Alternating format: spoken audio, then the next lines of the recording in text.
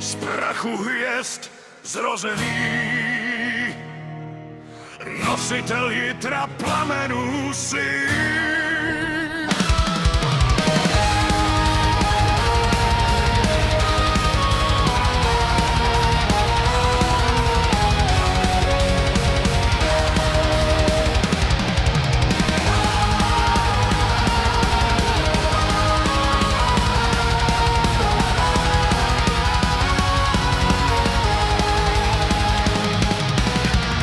Jak úsvit nad nebem snů, křídla z ohně, hlas jako hrom, po boku trůnu stál bez stínů, v očích měl věčnost, započal boj.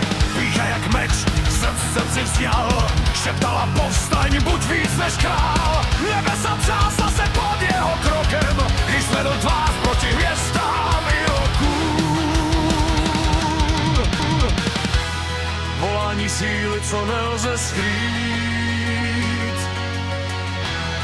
Osud se láme, musíš žít. Já jsem světlonož, pán raných září. Padám i vstávám, plamen dál září. Z nebeských výšin do věčné tmy nesu svůj oheň, ten nikdy nezmizí. Já jsem světlonož, slyš můj hlas, řek stínů, stále jsem král. Ať mě soudí svět, či sám věčný trůn, já jsem ten, kdo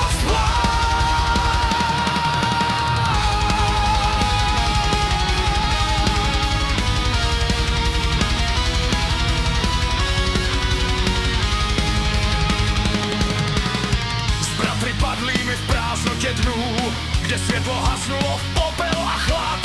Učí svět síle tajemství snů, co bylo zakázáno, teď můžeš znát. Zrozeny legendy, strach i hřích, v krvi je psaný ten dávný vzlik. Říše se hroutí, víra se láme, když jméno jeho svět potají zná. Slyš ten šepot, co láme klid. Věčný je oheň, nelze ho skrýt. Já jsem světlonož, pán raných září. Padám i vstávám, plamen dál září. Z nebeska výšin, dar věčnině tmy. Nesu svůj oheň, ten nikdy nezmizí. Já jsem Lucifer, anděl z nebe spadlý. Já jsem